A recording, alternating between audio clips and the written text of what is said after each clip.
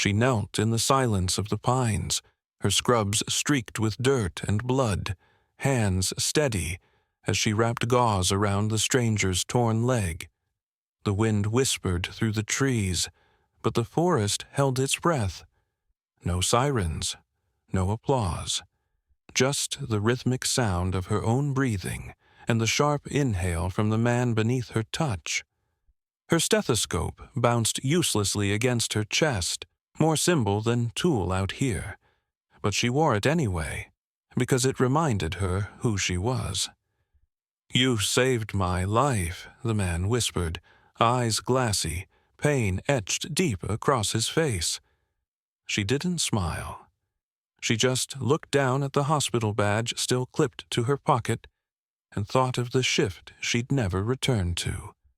"Don't thank me," she said quietly. "Just don't forget me."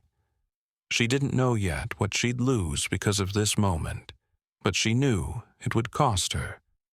Before we reveal what landed at her doorstep, tell us where you're watching from, because this story, it flies higher than you think.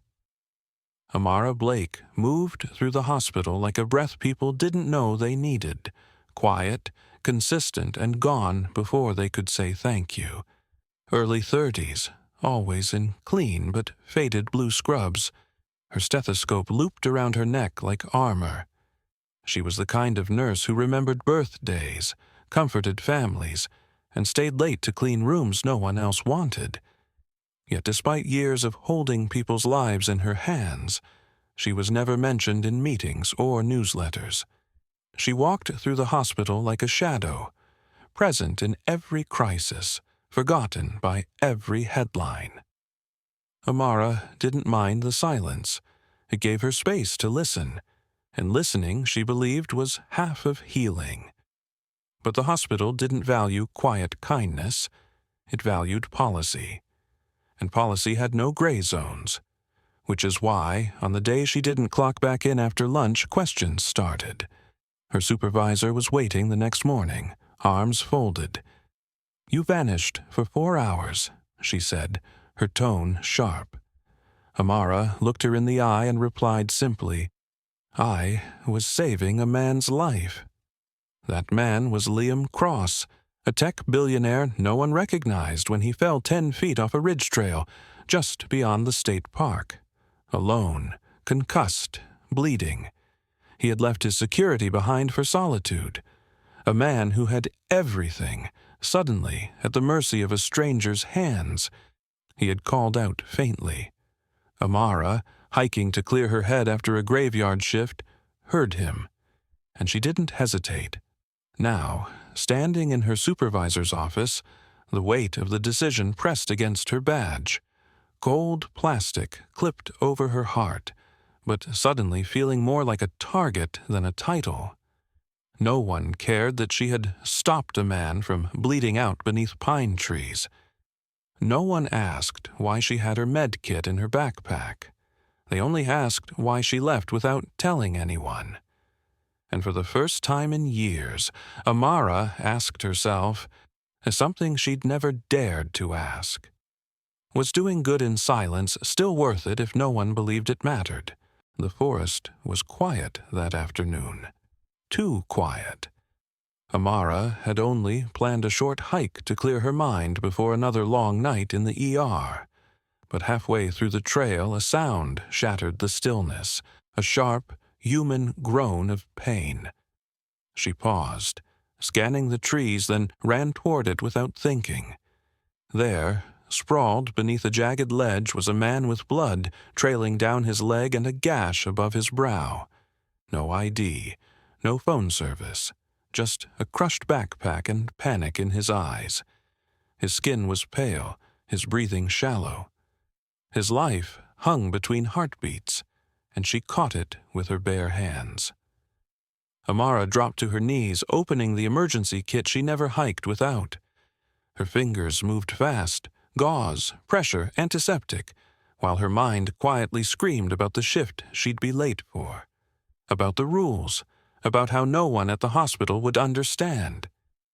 But she stayed, She stayed because his pulse stuttered under her touch, because he was human, because leaving him wasn't an option. Liam barely managed to speak, pain making his voice tremble. "Why are you doing this?" he asked, eyes glassy. Amara didn't look up. "Because you're human," she replied. "That's enough." There was no signal in the canyon, no way to call for help. Just breath, blood, and the rhythm of hands trained to heal. Hours passed as she stabilized him, used her jacket to keep him warm, and carried his weight down the slope inch by inch until they reached a ranger station trailhead by dusk. By the time she made it back to town, her phone had 20 missed calls. The hospital had filed a formal report, and the next morning, without ceremony, they called her into HR and quietly fired her. Abandoning post, they said. Neglect of duty. She stared down at the paper they handed her, heart hollow. The irony tasted bitter. She'd lost her job for saving a man who hadn't even told her his name. The forest had no rules, no policies, only instinct, only choice. But the hospital? It had no room for exceptions. And so, while Liam Cross recovered somewhere in silence, Amara walked out of the only job she'd ever loved, stripped of title, ignored by protocol. But she didn't regret what she did. Because in that moment, alone on the trail, she chose life over rules. She just never expected that choice to cost her everything. Amara sat alone in the windowless room, fluorescent lights buzzing faintly overhead, a long table stretching out before her like a barrier. The hospital board sat across from her, 6 faces, stiff collars, folded hands, not one of them having ever seen the inside of the trauma bay. There was no lawyer at her side, no union rep, no advocate. Just Amara. Just her voice. When they asked her to speak, she stood. Not because they deserved her story, but because she did. "I was hiking off shift. I heard someone scream. I ran. I found a man, severely injured, no phone, no help in sight. So I did what I've trained my whole life to do. I kept him alive." Her words didn't tremble. They rose like oxygen after drowning. She could feel the tension tighten in the room like a pulled suture. One of the board members leaned forward, barely meeting her eyes. "Miss Blake, we can't make exceptions. We have policies, procedures." Amara stared at him, calm but sharp. "Then stop pretending this is about care," she said. "You want predictability. You want control. But I didn't take an oath to clock in. I took one to protect life." The silence that followed was not the kind that invited answers. It was the kind that closed doors. No apology came, no acknowledgement of the man she had saved. Only a cold nod and a formal line that would go in her record like a stain. Dismissal due to unauthorized absence. She unclipped her badge without looking down, held it between her fingers for a moment, then dropped it into the metal tray on the desk. It landed with a sterile clang, sharp and final. That badge had once meant everything to her. Now it was just plastic. No one stood when she left the room. No one said goodbye. But as she walked down the empty corridor for the last time, past patients she had once treated, past rooms she had once saved lives in, something inside her felt different. She didn't feel defeated. She didn't feel broken. She felt lighter and clearer. Because in a world that punished compassion, she had chosen to remain human. And for that, she would never be ashamed. 3 days later, Amara stood in her small kitchen, coffee mug in hand, staring blankly at the television mounted above the fridge. The morning news anchor's voice was urgent, excited, breaking the usual rhythm of car crashes and celebrity gossip. Tech mogul Liam Cross found alive in California wilderness after being missing for 4 days, the anchor declared. The screen cut to footage, helicopters, flashing lights, a stretcher. But what made Amara freeze wasn't the chaos. It was the face. The man she'd found, broken in the mountains, now towered on screens, wealthy, whole, and searching. She leaned closer. There he was, cleaned up, steady, speaking at a press conference. Cameras flashed, microphones extended, but his voice remained calm. "I would not be standing here today if it weren't for a woman in blue scrubs," he said. "No name, no hesitation, just compassion. I owe her my life, and I won't stop until I find her." Amara blinked, heart pounding in her chest. She hadn't told him her name, hadn't asked for anything. "I never gave it," she whispered to herself. "Didn't think it mattered." She turned off the TV, set the mug down, and tried to brush it off. But the quiet inside her house didn't last long. That afternoon, the sound of blades slicing the sky shattered the silence. She stepped onto her porch just in time to see not one, but 2 helicopters descending onto the field across the street. One bore the gleam of a national media outlet. The other, a matte black private chopper with no markings. Neighbors emerged. Phones came out. Whispers started. Amara didn't move. She just watched as Liam Cross stepped down from the second helicopter, eyes scanning the street until they locked with hers. He didn't bring reporters. He didn't bring a crowd. Just himself. And a question. He walked up the path to her porch and stopped a few feet from where she stood.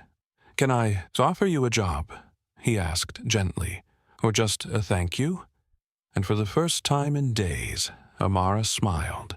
Small, quiet, but real. Amara didn't take the money. She didn't sign a press deal or sell her story. When Liam Cross offered her anything, she chose something most people would have overlooked. "Help me build something better," she said. "Something that moves where the need is." And so he did. In less than 2 months, a state-of-the-art mobile medical unit was born, outfitted not with luxury, but with what mattered: supplies, care, and dignity. Amara was named lead coordinator, not a figurehead, a leader, a decision-maker, a healer. She didn't rise to fame, she rose to purpose. On her first mission, an underserved mountain town 2 hours from the nearest hospital, Amara moved through the pop-up unit with quiet focus. Her hands wrapped wounds. Her voice gave calm instructions. There were no cameras, no speeches, no applause. Just children breathing easier. Elders who no longer had to choose between food and prescriptions. She worked in silence, healing, not performing. When the press finally caught wind of what she was doing, they called it a mystery. Why did she refuse the millions? Why give up the spotlight? She never answered. She never had to. The people she cared for didn't ask about TV spots. They asked for warmth, for eye contact, for someone to see them. After one long day of back-to-back patients, Liam visited the unit quietly, checking on supplies. He found her outside under a tree, sipping tea from a paper cup. "You really don't want anything?" he asked. Amara looked at him, not with resistance, but clarity. "I didn't save you for applause." He nodded, slowly. "That's exactly why you deserve everything." Her stethoscope, still looped around her neck like it always had been, now carried a small engraving. "Because you're human, that's enough." And that's how she led. Not with noise, but with quiet strength. The kind that couldn't be bought, couldn't be broadcast, but changed everything anyway. Amara sat beneath a tall pine tree, the afternoon sun casting long shadows over the field behind the mobile clinic. The breeze was gentle, the hum of distant voices soft. But for once, she didn't have to move. Eyes closed, palms resting on her knees, she just breathed. Not because she had to rush back inside. Not because someone needed her, but because, for the first time, she could. She had given up everything that once defined her, the title, the hospital, the badge. And in return, she gained something no money could buy, peace. There was no applause, no flashing lights. Her story didn't end with noise, just presence. Back in her small home, tucked away on a quiet wall, hung her old hospital badge, framed not for what was taken from her, but for what she stood for when it mattered most. A symbol of choice, of quiet defiance, of honor. Would you risk your job to save a stranger? Sometimes, doing the right thing costs everything. But what if it gives you more? If this story moved you, share it with someone who needs to remember what doing right truly means. Would you risk everything for what's right? Follow us for more stories where quiet choices lead to powerful change.